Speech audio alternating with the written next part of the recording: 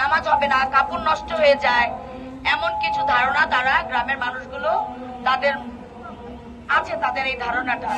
এর জন্য তারা কুকুরকে সহজে সামনে আসতে দিতে চায় না, কিংবা বাড়ির উঠোনে গেলে কিংবা তাদের হয়তো ওদের ক্ষুধা লেগেছে খাবারের জন্য যখন ওরা যায় তখন সম্পূর্ণ ওদের হয়তো লাঠি দিয়ে বাড়ি দেয় কিংবা যতটুকু পারে ওদের হেজার্ট করে। লাঠি দিয়ে বাড়ি দিয়ে কুকুরকে মেরে ফেলেছে, মাথার মধ্যে আঘাত করেছে, পা ভেঙে দিয়েছে, এরকম আমার কাছে অনেক আছে। আর তারপরে তারা বলে দেয় যে ওকে মেরে ফেলো। রিসেন্টলি আমার একটা কুকুরকে বিষ খেয়ে মেরে ফেলে দিয়েছে আবার আর এক প্রতিবেশী, যেটা আমি ফেস করেছি।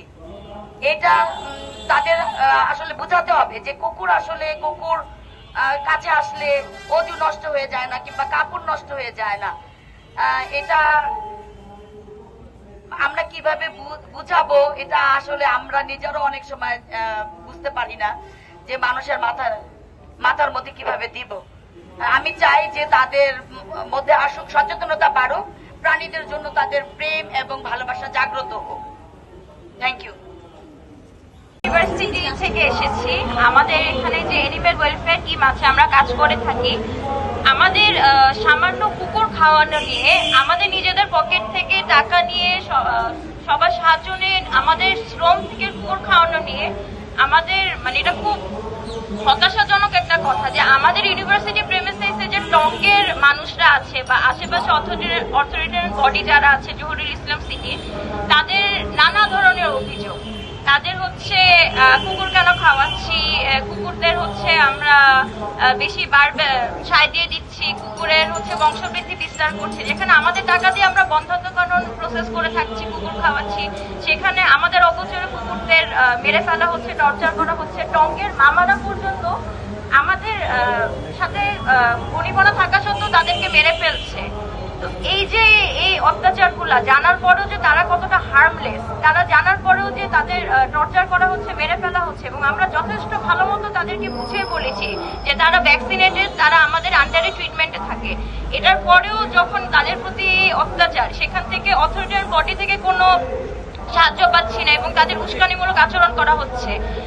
আমরা শিক্ষিত মানুষরা যারা হায়ার ক্লাস থেকে যখন এরকম কুকুর টর্চার বা এনিম্যাল অ্যাবিউজকে সাপোর্ট করা হয়, সেখানে আমার প্রশ্ন হচ্ছে যে এটা এনিম্যাল অ্যাবিউজটা আসলে কতদিনে থামবে? আমরা যদি আমাদের যেটা জায়গা থেকে সচেতন না হই, তাহলে অবলা প্রাণীগুলো তো আমাদের মতো খাওয়া দাওয়া করতে পারে না, চলাফেরা করতে পারে না, আমাদের উপর ডিপেন্ড থাকে। আর এই অবলা প্রাণীকে ক্ষতি করে আসলে আমাদের কি লাভ হচ্ছে? এটাই আর কি। ধন্যবাদ। ভালোবাসা প্রকাশ করতে পারে এবং আমরা আমাদের প্রয়োজনেই কুকুরকে আমাদের এই শহরে এনেছি।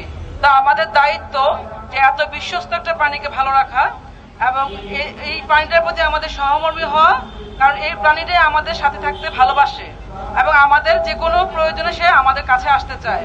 তাই আমাদের প্রাণীটাকে ভালোবাসতে হবে, মানুষকে যেমন ভালোবাসতে হবে, সাথে যত প্রাণী আছে আমাদের আশেপাশে যারা অবলা, নিরীহ, আমাদের উপর ডিপেন্ড, যারা অনেক কিছু বোঝে না, লাইকের শিশু, ছোট বাচ্চার মতো। আমাদের মানব শিশু একসময় বড় হয় কিন্তু ওরা ছোট থেকে যায়, তাই ওদেরকে আমাদের ভালোবাসতে হবে, কারণ ওরা অনেক কিছু বোঝে না। আমাদের সৃষ্টি সেরা যে হিসাবে আমাদের যে বুদ্ধি, আমাদের যে জ্ঞান, সেটা দিয়ে আমাদেরকে বুঝতে হবে প্রকৃতির সকল প্রাণীকে, সকল মানুষকে এবং সকল সৃষ্টিকে ভালোবাসতে হবে। এটাই আমাদের শ্রেষ্ঠত্ব। তা আসুন আমরা প্রাণীর প্রতি সদয় হই, বিশেষ করে কুকুর প্রাণীটি যে সবচেয়ে বিশ্বস্ত, যে মানুষের ভালোবাসা বুঝে, যে মানুষের পাশে থাকতে চায়, তার প্রতি সহমর্মী হই। যদি